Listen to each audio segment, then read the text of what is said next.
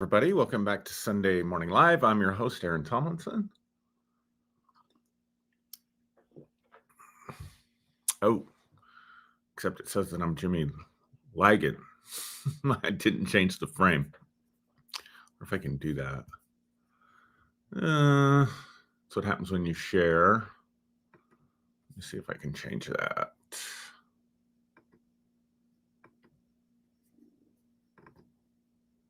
There we go. All right. Now, welcome back to Sunday Morning Live. This is your host, Aaron Tomlinson. Great to be with you. And let's see if anybody jumps on with me this morning. Marietta says, good morning. Good morning, Marietta. Let me just make sure this is streaming to all my groups, pages that I want it on. Hope everybody's doing well. Having a good August so far. Live there.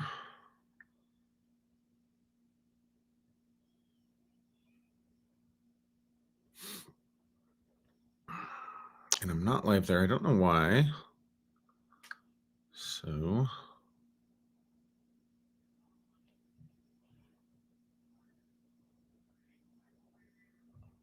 I'm going to share it from here. Give me 1 second. Sorry.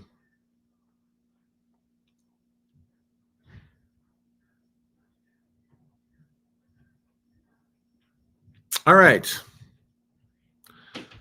So looking forward to today's topic. Should be an interesting one. I'm going to talk about divine guidance, guidance from God, accessing divine guidance. How to get divine guidance. Is divine guidance such a thing? For those of my atheist friends, don't tune out right away just because the title sounds threatening, or maybe not threatening, but you don't agree with it. We'll see if we can find some common ground. So I was really reminded this week of an experience that I had a number of years ago. It was before the pandemic. And I won't go into all of the, I won't go into all of it, but I had this really interesting visionary type experience in meditation. So I've done meditation since I think I started meditating, really started practicing a lot of this in 1994. So, yeah, what is that? Is that 30 years? Yeah, 30 years. So 30 years of meditation. And in that time, I've had several just crazy experiences, out of body experiences, visionary experiences, all kinds of different stuff.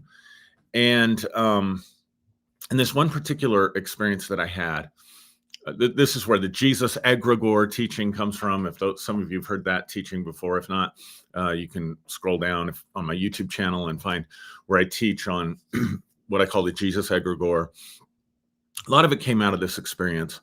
And this question had been coming to me during this time in my life. Was it really biblical? Were we told anywhere in the Bible that we should actually worship Jesus as divine or worship Jesus as God? And the only scripture I could find for it was in Revelation chapter 4 and 5, where the elders and everyone, you've got the Lamb seated on the throne, and the elders bow down and they take their crowns off and they worship the Lamb and they say, "Worthy is the Lamb," etc. and so on. And I'm having this experience, and I just remember being prompted or asked this question: is the man Jesus sitting on the throne? And the immediate answer was no. There's not a man. If you go and read the text in Revelation 4 and 5, there's no reference to it being actually Jesus, but it says there's a lamb, as though it's been slain, with 7 eyes and 7 horns. And I realized immediately that something more symbolic was going on here. That it wasn't, the way we had framed it up in religion in our mind, or the way we had framed it up in various different worship services with worship songs or liturgical services where they read that passage. And it is interesting that the book of Revelation was almost omitted from the canon of Scripture. It was really close in the vote. I mean, for what it's worth to you, what books were kept and what books were left out, it was almost left out. And it was allowed to be in, but it was only to be used for liturgical worship. It was not to be taught from. And I think, probably if that whole first part in there with the Lamb on the throne and the worship and all that, and the fixation on the Trinity and Jesus being the second member of the Trinity, and all of that, I think if that hadn't been so front and center, that it might not have made it into the Bible. But that's just my opinion. But when something is symbolic, it is not the thing itself. It's pointing to something else. And so I realized that kind of what came to me in this time of meditation was that it was symbolic of a consciousness. It was symbolic of a mindset, a gentle mindset, a lamb as though it had been slain, a 7 eyes, 7 meaning full vision or the ability to see from multiple perspectives. 7 horns could speak of power, because rams will fight, they'll lock horns, fight with that, but it's also something that's coming from the skull and outward. So it could also speak of consciousness and mind and things like this. And so I realized that I began to look at this more as sort of the Christ consciousness. And then it doesn't actually say in the text that the Lamb is on the throne. It actually says the Lamb is in the throne. And then it says, or in the center of the throne. And then it goes on and says it's also in the elders and it's in the living creatures. So you could read it a number of different ways. Certainly, it's a valid interpretation to read it that the Lamb maybe is standing in the center of the elders and the living creatures. Or you could read it also that this Lamb is inside, is in the elders. Either one would be a valid reading in my mind. And so I was reading it and understanding it in this way. And so I understood that there was this sort of consciousness, Christ consciousness, if you want to call it that, or mind that was at the center of everything and that was in everything. It was in the throne. It was in the living creatures. It was in the elders. It's in you. It's in me. I think this is what Paul is talking about, or whoever wrote Colossians chapter 1 and 2. I think this is what the author of Colossians is talking about. When he's talking about the Christ, he's not talking about a Messiah. He's not talking about an earthly Messiah. He's not talking about a Messiah that's strictly Jewish, that's coming to rescue the nation of Israel. He's talking about Christ from the aspect of being that which is the origin or the source of all creation, that which created all things. He says in Colossians 1, and by him all things are held together. And so he's talking about this universal Christ, this universal presence of Christ. And then he says the fullness of the word of God is this thing that has been hidden from generations of people, but now is being made manifest, this secret that is now being told, which is the fullness of the word of God, which is Christ in you, the hope of glory. So I see Revelation chapter 4 and 5 really mirroring and matching Colossians 1 and 2, talking about this divine principle that is inside of everybody, this Christ principle that is inside of everybody, that is the source energy, that is the origin of all things, the mind of God, the universal mind, consciousness, however you want to understand it, the source of all things, the beginning of all things, and that which holds all things together, and that which is inside of everything, and is inside of you and is inside of me. And that the gospel, the real gospel message, is the unveiling of that, the telling of that secret, the manifesting of that, or the tapping into that. And so one of the things that I am certain of, more certain of than ever, is that I have always felt very connected to this source. I've always felt very connected to this thing that I called God, or this thing that I called Christ. Even today, after deconstruction, after making all kinds of mistakes, after staring down, and from my perspective, staring down the uh, staring down atheism and the dark hole I think that leads into of just despair. I know some people, that's really liberating and empowering and inspiring and freeing for you, but it's not for me. It's very depressing for me. Doesn't make me want to get up in the morning, doesn't give me purpose, doesn't give me drive, doesn't inspire me. Just being against something and not being for something doesn't really do anything for me. And so, but beside all of that aside, I still feel very connected. It's very easy for me to connect into that divine presence, into that divine flow, and from that place to access all kinds of things that I'm not able to access from a normal waking mindset or normal waking consciousness. Without drawing my attention to it and altering my conscious state, I'm not able to access sort of this divine flow of guidance and wisdom and knowledge and presence and even power and energy and healing and all of that stuff. But it is possible to connect into that. Now, a lot of Christians, especially a lot of religious people, never experience this kind of a connection. They may strive for it. They may try to get it. They may move in and out of it occasionally. They may feel something when they go to church or when they read a Bible verse or when they do an act of service for someone. And those can certainly be aspects of this. I don't want to take away from anybody's experience, but I just want to say that I get it for a lot of people. I get why they deconstruct, because they're not taught in ways that can be effective for them to really align and connect and follow divine flow, divine guidance, etc., and so on. So for a lot of people, what their faith consists of, and again, I'm not belittling this, I'm just drawing some contrasts. Their faith consists of a relatively good moral code, we hope, for a lot of people, right? Practicing the golden rule, do unto others, as you would have them do unto you. Hopefully doing some kind of acts of service to try to improve or add value to your community and to your job and your family and people around you. There's, maybe aspects of forgiveness that help you in relationships, where ethically you're not holding on to every little thing that happens. You're not allowing yourself to become full of bitterness and resentment and drive wedges between you and people and community and stuff like that. So there tends to be sort of an ethical, a fairly good ethical standard that's there.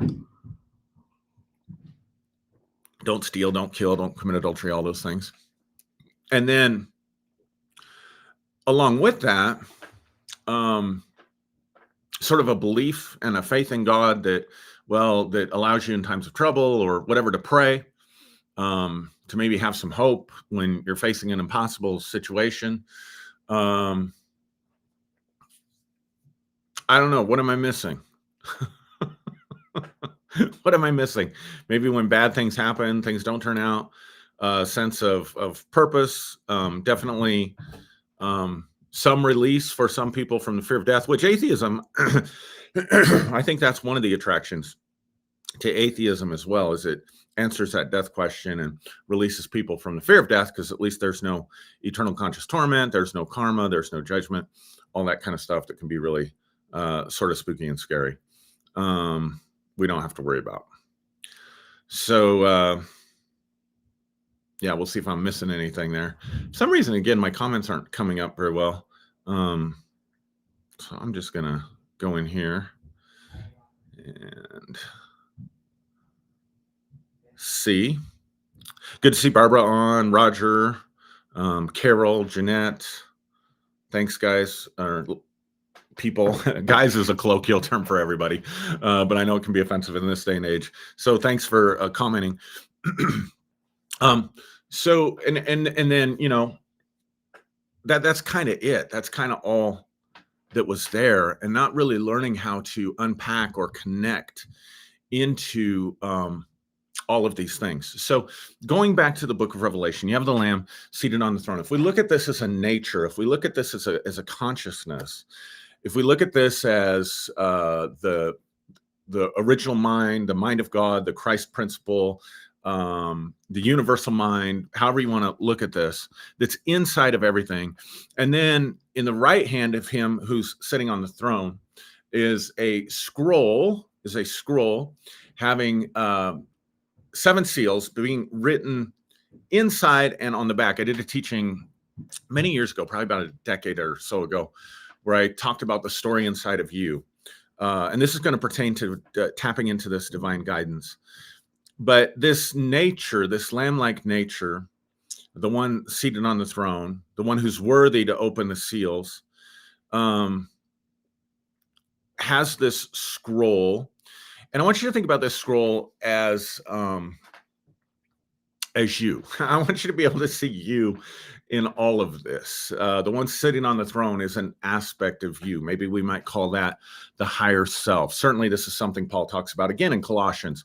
Having been seated with Christ, let us set our mind, direct our mind towards things that are above, or Ephesians chapter 2, being raised up with him and seated with him. So certainly we can look at this as an aspect probably of our higher self. But then we've got this scroll, and I think it's the story. It goes back to our consciousness. It goes back to our purpose. It goes back to finding guidance. It goes back to really the story that we're going to tell. But here's the key that I want you to get for this morning's teaching. It's written on the back and it's written on the inside, and the inside is what's sealed. I mean, you can see. So in other words, they take the scroll, they write on it, then they flip it over and they write on it, and then they roll it up. And as they roll it up and close it up, the story that's on the inside is being completely concealed. That's what needs to be revealed. That's why the seals need to be removed and it needs to be opened up. Now, some people have seen the 7 seals as the 7 chakras and the opening of the 7 chakras. That's an interesting take on that. But regardless, the point I want to get to you is that we are living 2 stories, a lot of us. We are living the story that was written for us by the world around us, the domesticating story, the story that domesticated us. For religion for a lot of us domesticated us. It did not empower us with divine guidance. It didn't empower us to create a new future with source energy. It didn't empower us to find this healing presence that could wash over us and cleanse us from our traumas, from our emotional hurts and wounds and pains, as well as physical healing and things like of this nature. It didn't really empower us to tap into these resources. Instead, it domesticated us really to a group mind or to a group think or to power structures, the powers that be. And so you can think about politics, each side calling the other sheeple, because to a certain degree, to belong to a party, to go with a party line, to not step outside what the party says. It's all about gaining the acquisition and maintenance of power. We'll never get away from that. And that's not necessarily a bad thing. Power is not necessarily a bad thing. It's how we use power, and human beings have a tendency to abuse power. But you can see in that there's a form of domestication. We want you to think a certain way about our policies. We want you to think a certain way about our candidates. We want you to think a certain way about America or whatever country you may live in.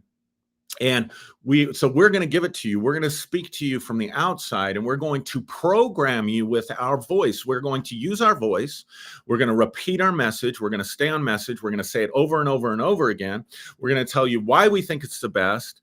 And the hope is that it will become internalized. I was watching somebody train a service dog yesterday.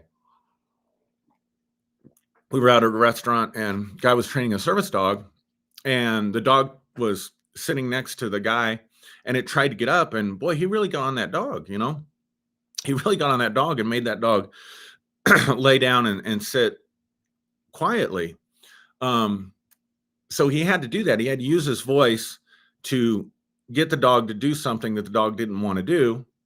But the goal is that eventually the dog does it without having to be told. say that again. The dog does it without having to be told.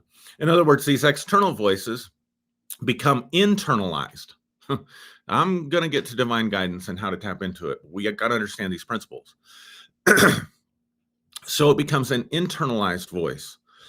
So religion, the same thing. We're going to preach to you our doctrine, our beliefs, our morality, our way of thinking. We want you to come as often as you can. We want you to get the message and listen to it during the week.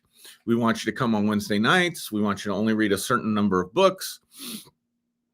We're going to correct you, right? Like the pastor and the leadership is there to correct you. We call it discipleship.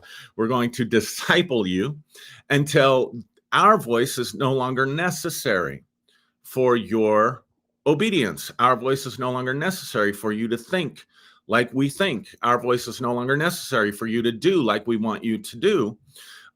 You're just domesticated. You're just like that animal that's been trained, that doesn't have to be scolded anymore, doesn't have to be taught anymore, doesn't have to be gotten on by the master anymore. You are domesticated. And so this happens to us in really subtle ways as well. We can become domesticated in our families. Like one of the things that I had to get over was having to finish my plate, like having to clean my plate. That was a big deal in my family. Make sure you clean your plate. You know, you have to try everything, or mom would sometimes serve up the food, whether you wanted it or not. And you would sit there and you were expected to clean your plate before you could leave. Well, that's okay. Until you find yourself gaining more and more weight as you get older. And then you think, well, this is going to go to waste. This food is going to go to waste one way or the other. It's either going to go to waste in the garbage pan, or it's going to go to waste on me. It's going to go to my waist size getting bigger. And so, but I had to really fight against that programming that said, no, I can quit eating. I don't have to clean my plate. I can quit eating when I'm no longer hungry. When I'm eating and I stop feeling hungry, that's when I need to stop, not when all the food that's on my plate has been cleaned up, right? So I had to establish a new rule, a new way of thinking for myself, but I had to untwist myself or unwind myself out of the domestication that I got in my family. So it can be on, these sort of macro issues and really important issues like politics or religion or whatever, but it can also be in these really subtle ways that we have been domesticated, that we don't realize that we've been domesticated.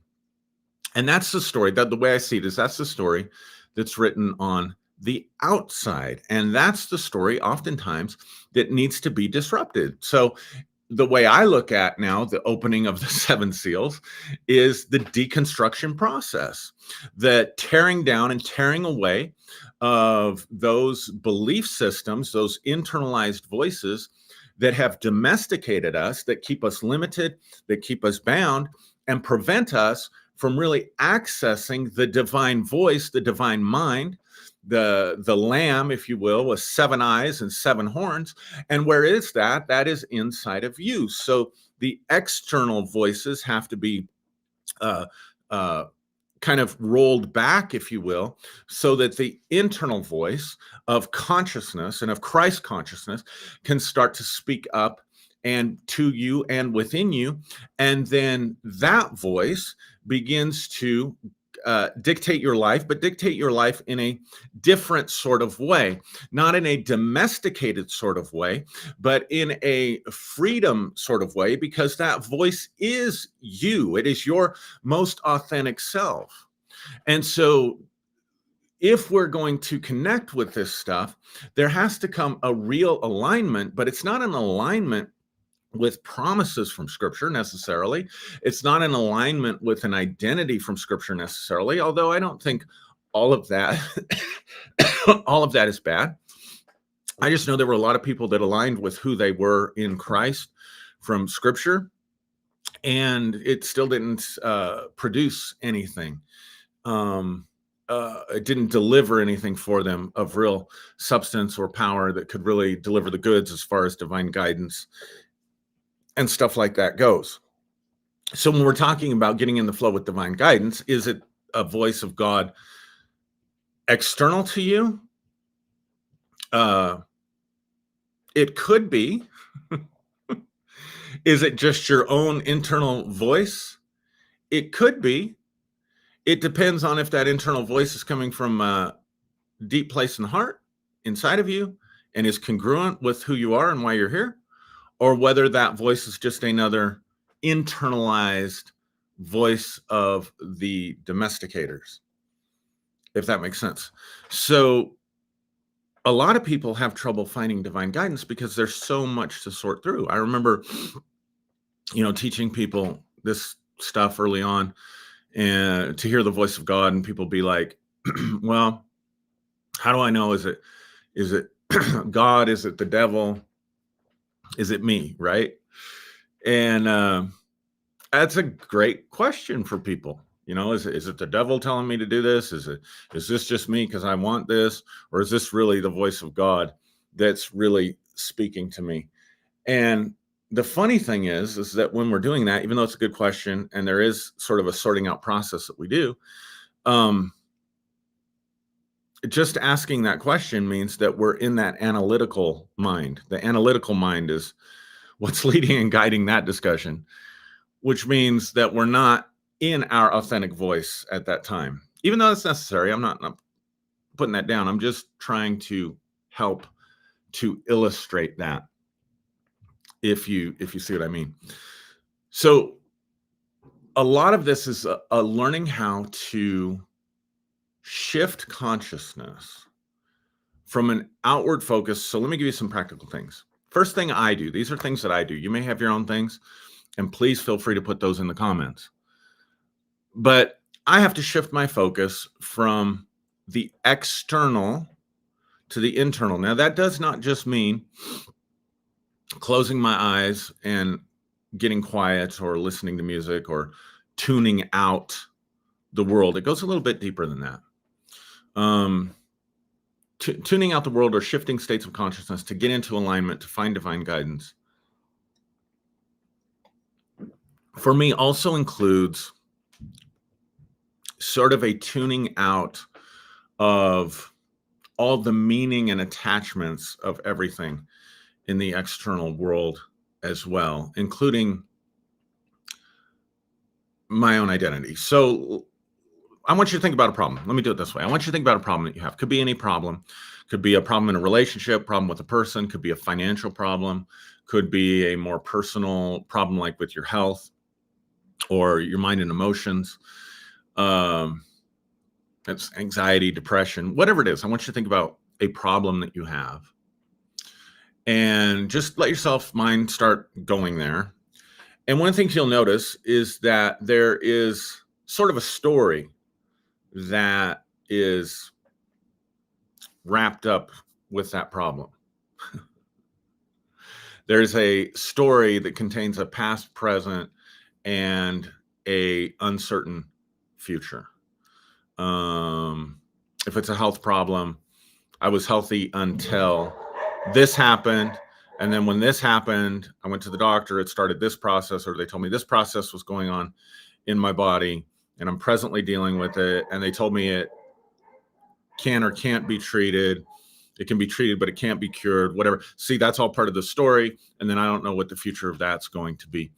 Same thing in relationship. Relationships are full of stories, right? So the thing is that the story actually is something that we've made up, that we've said about it. Now, it may have accurate facts in it, but it's still the stuff of mind. You see what I'm saying? So if you have a disease process going on in your body, the only external thing there to the mind, there's the real disease process that the doctors can see and look at and treat or not treat. But how we think about that, the story we tell ourselves, that's the stuff of mind. So it's not externally real. I don't want to say it's not real. It's not externally real. Is this starting to make sense to you? If I have conflict with a person, there's a story that I tell. Usually they're the villain and I'm the victim. Seldom am I the villain and they're the victim, unless I've got loads of shame. And there are people that do this, especially if they have a shame-based identity. They're always the villain and they're always trying to figure out how to fix it or whatever. But there's usually a villain and a victim involved in those stories. That's the stuff of mind. If I'm worried about my finances, any problem that I'm trying to solve, that I'm running through my mind trying to solve, that stuff, uh, again, is part of this very limited consciousness, this very limited external world, if that makes sense to you. I hope that makes sense. So turning away from all of that, being able to shut all of that off. Now, I can do that in a moment because, again, like I said, I've been practicing meditation and this kind of stuff for 30 years. So it's real easy for me to tune in and shift. It's not going to be that way for everybody. Some people, it's going to be easy for you to shift. Other people, it's not going to be as easy for you to shift because you are so used to being in those streams of consciousness of your problems or your vacations or your job or whatever the case may be, right? And so it may require for some people to learn like some forms of sort of Zen meditation or mindfulness type meditation. If any of you've read Eckhart Tolle's book, The Power of Now, I had read The Power of Now when it first came out in the early 2000s and did I want to say a 19-week teaching on the power of now from the scriptures. I took the power of now and found it in the scriptures and then preached it from the scriptures and taught it. But that's basically just a form of mindfulness, that I observe my thoughts. I observe my pain body that's going on inside of me. If you haven't read his book, I apologize if that's not making sense. I think in my audience, probably a lot of you have been exposed to the teachings of Eckhart Tolle. But any form of mindfulness, meditation, where I realize I let go of my attachment to my thoughts. I let go of my attachment to my feelings. It's not that I'm not my mind or not my feelings. It's just that there's a part of me, there are aspects of me that are more than that, right? So if I'm struggling with anxiety, I'm more than just an anxious person. If I'm struggling with depression, I'm more than just a depressed person. Especially when I begin to understand the I am presence, the eternal I am, the divine seed, the divine spark, the divine principle that is inside every single one of us. And it's up to us to activate that and to awaken that and fan that into flame. And this is one of the ways that you do that. So when I understand my eternal presence, when I understand my connection with Source, my connection with Christ, that Christ is inside of me, then I'm more than all of that, right? And so I've got to be able to let go of my attachments to all of that stuff, all the stuff that's going on out here. So that's a turning away from that. And again, that may take some time of just realizing that you have an observing presence. That if you have a voice that's talking in your head all the time, you also have a listener. And instead of identifying with the talker, identify with the listener, become the listener, and then just let that voice talk. You don't always have to challenge negative thinking. You don't always have to challenge negative thoughts. Sometimes you just listen to them and let them be. But you don't have to follow them. You don't have to believe them. You don't have to obey them. The way I explain this to people in therapy is it can be like sitting in a crowded diner. You can hear all kinds of conversations. That's what a lot of people's mind is like. It's like a crowded diner, and there's all kinds of different conversations going on. And you just need to identify with the listener.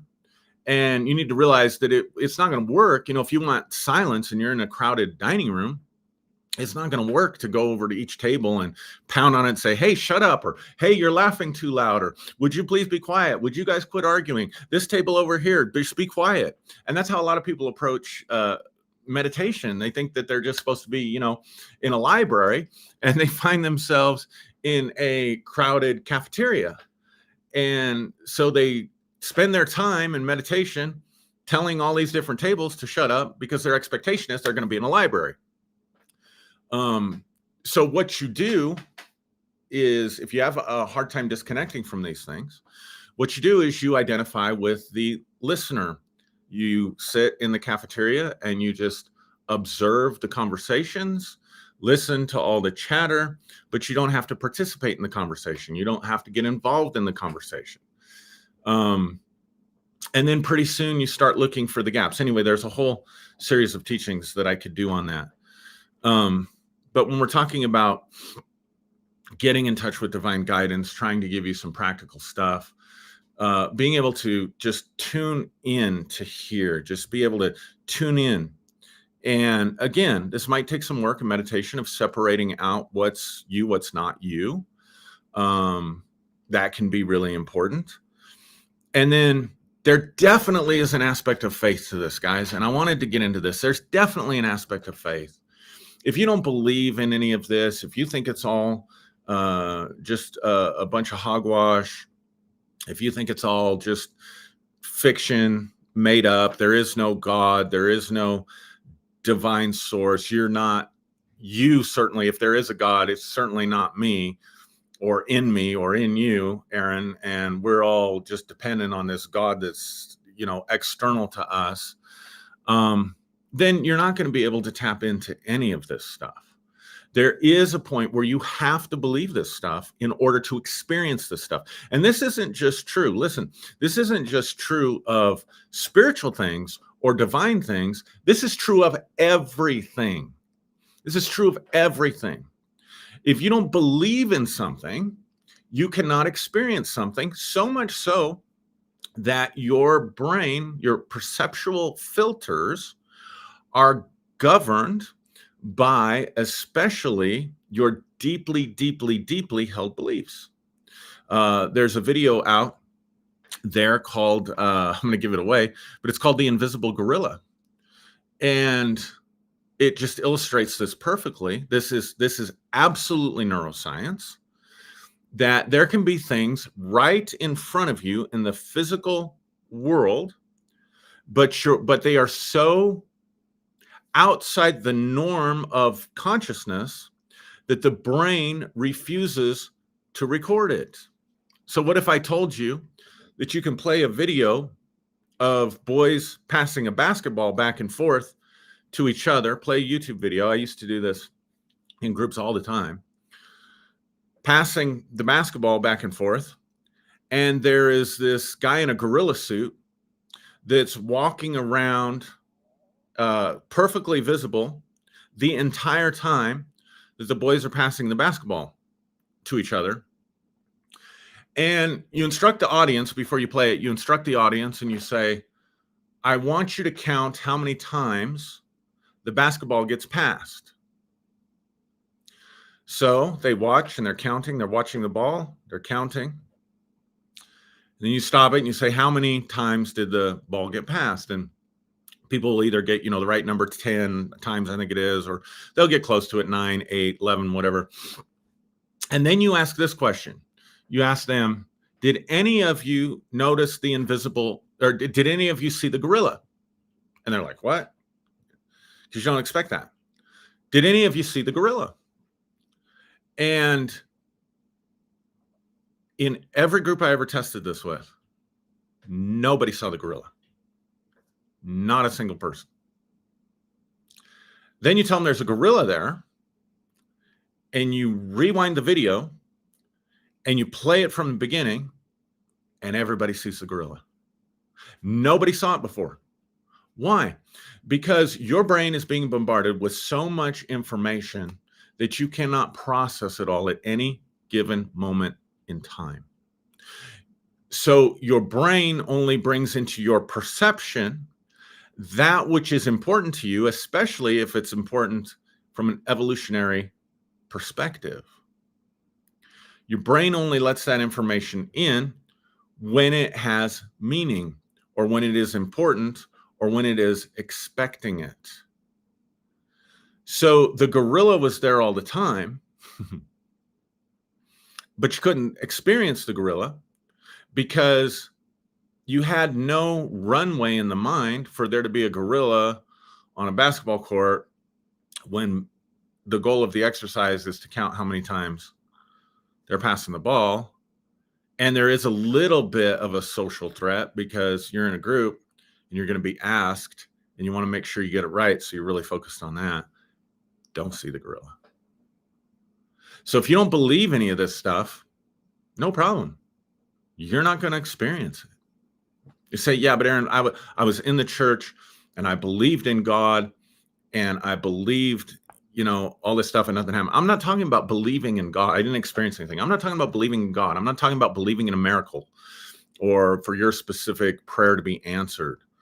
I'm talking about understanding this idea of union, this idea of oneness with the Christ principle, with the universal consciousness, with the universal mind. That there is source energy out there that can create a new reality for you.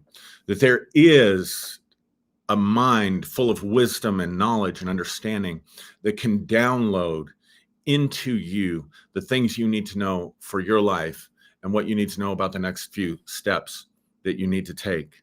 That there is powerful energy that can wash through your emotions and your pain and your hurts and your traumas, and even bring healing to your physical body.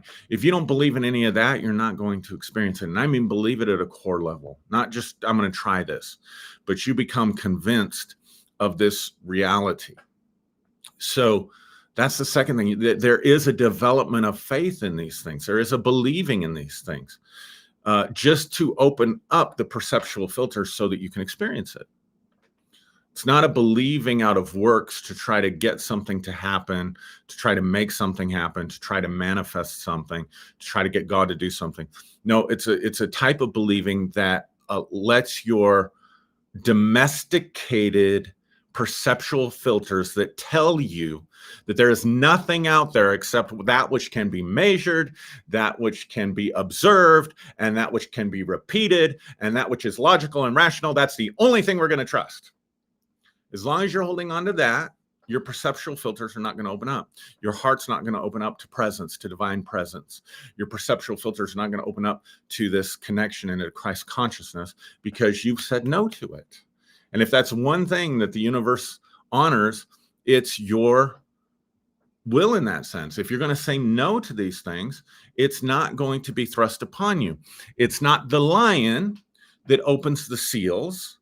It is the lamb, as though it's been slain, that opens up the seals. It's not an imposing dominion presence that opens up the seals.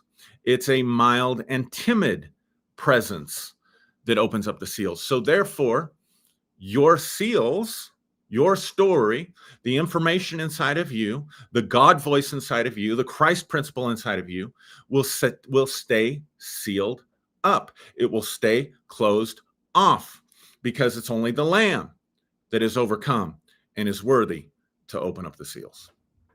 So there is an aspect of faith to this stuff. So there's a tuning out, turning away, turning inward. There is an aspect of faith. There is an aspect of openness and surrender. Openness and surrender. This is so important to divine guidance. And again, I'm not talking about surrender from this perspective of domestication and obedience in the way that it gets talked about in religious circles. I'm talking about an openness and a surrender that allows, again, the mind to let go of its stories, to let go of its need to be in control of life. It's more akin to a place of wonder. It's more akin to a place of curiosity. So there's openness and there's curiosity and there's wonder. And so there's a letting go, right? That's what I mean by surrender. It's like I'm going to allow whatever's there to be. I'm going to allow life to unfold. I'm going to let go of my resistance. Whatever obstacles I'm facing, I'm going to face them with this presence in me and with me. Whatever moments are there, I'm going to meet those moments to the best of my ability without resistance. And again, I'm not using without resistance in the sense that you just allow yourself to be victimized. I'm not saying if, an attacker comes at you, you just, I'm letting go of resistance. I'm not saying that. I'm saying that I'm not trying to force my will. I'm not trying to force my way. I'm not trying to have it my way. Does Does that make sense to you? So there's just this openness and this relaxation, deep relaxation, letting go of resistance, just being open, and then just inviting and welcoming and just experiencing through the avenues of your beliefs. Again, opening up your perceptual filters and allowing you to experience this flow, this wonderful flow of divine presence. And then being aware that oftentimes when you are being elevated or when you are being spoken to by the divine, it is going to seem contrary oftentimes to what's logical in the situation. It's going to make you look, the tarot card of the Hanged Man. He's being hung, but he's being hung upside down. His face is radiant with light. And so he looks foolish to the world. He looks upside down. The world looks upside down to him. It's a powerful image, a powerful card, because it's sometimes divine guidance will be like, I want you to do this. And it's going to seem crazy. And it's going to seem crazy to everybody around you. And they're not going to understand it. They're going to look at you like you're hanging upside down, and you're looking at the world like the world is upside down. Stepping out and doing that. As I was preparing to do this teaching, I was trying to think of various different times that we received divine guidance. And the ones that always stand out the most are the ones that required the most risk. They're the ones that made us look the most foolish. Even this deconstruction process was divinely guided. And I look like a fool to a lot of people. But I had to embrace it, right? Just want to share one other thing. There's so many good universal principles that we were taught in church that we have had a psychological reaction to. That's almost like an overreaction. One of those areas is giving finances. Now, I know this principle has been really abused by people in positions of power, because the giving always went one way: giving to God, giving to the church, giving to the man of God, etc., and so on. I'm not necessarily talking about that, but I do know that there comes a divine flow of abundance when our heart is open to being a giver, and we're open to the guidance of the giver within us. I cannot tell you how many times we just opened up our heart and we would get this guidance: give this person this amount of money, do it in secret. Which is really easy when we were pastoring, because we just say, somebody put this in the offering plate to you. But I can't tell you how many times we get a specific number. I mean, this happened many times, guys, many times. Get a specific number, give it to someone. Sometimes even just walking up to somebody on the street. I'll tell you a story about that in a minute, and then I'll close.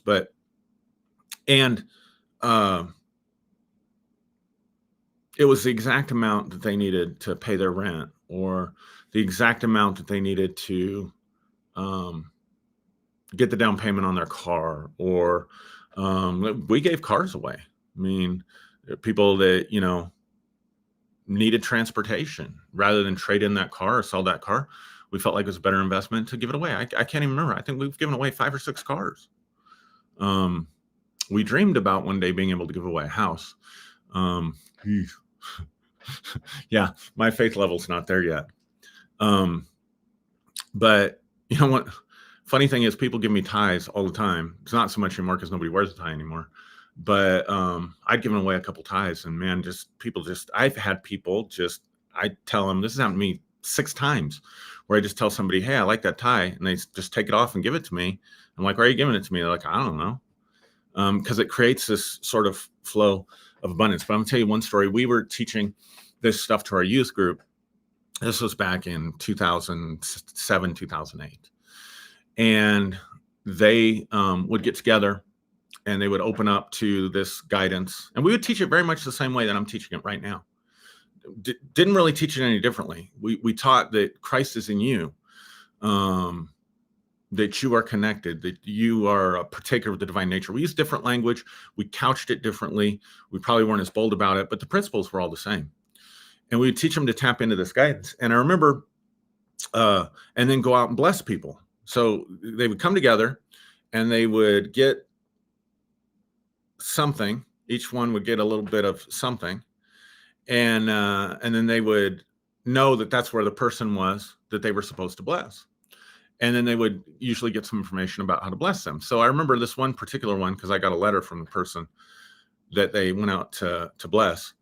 But somebody got Walmart, so they wrote down Walmart, and somebody got the cookie aisle, I think it was, and something else, I can't remember. But anyway, long story short, they show up. The person's going to be wearing these colors. So they show up at the grocery store, or Walmart, the grocery store part of it. They go to the cookie aisle. Sure enough, there's a woman there with a cart full of groceries, and she's looking at this particular package of cookies that they had seen.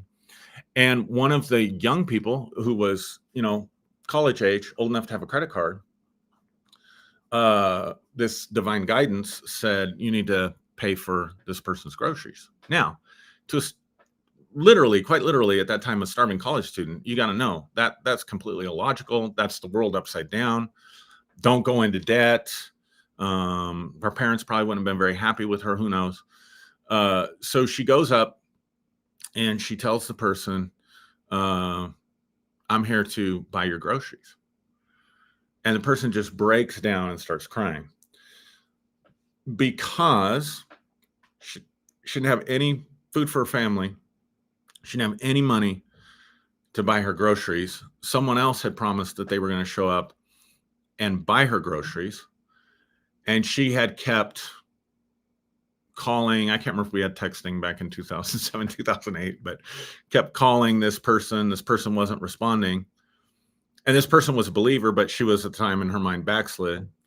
And so she just felt like she needed to keep putting in the basket what she needed for her family.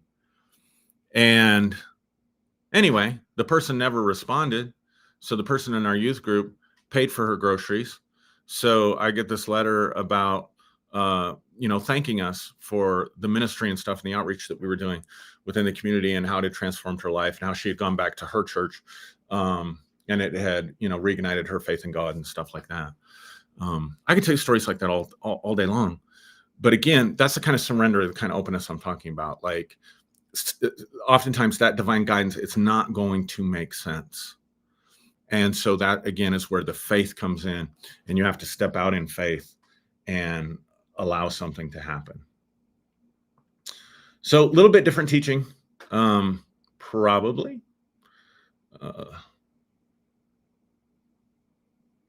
Hopefully this was helpful. If you have other suggestions for people on how to tap into this, feel free to put it in the comments. But again, hope this was helpful, and hope everybody has a great rest of your day, evening, whatever time it is for you. Thank you for tuning into this and watching this. If you haven't, subscribe to my YouTube channel, like and share. I really want to get to the place where I can make more content. If this stuff blesses you and helps you, please consider making a donation to our PayPal.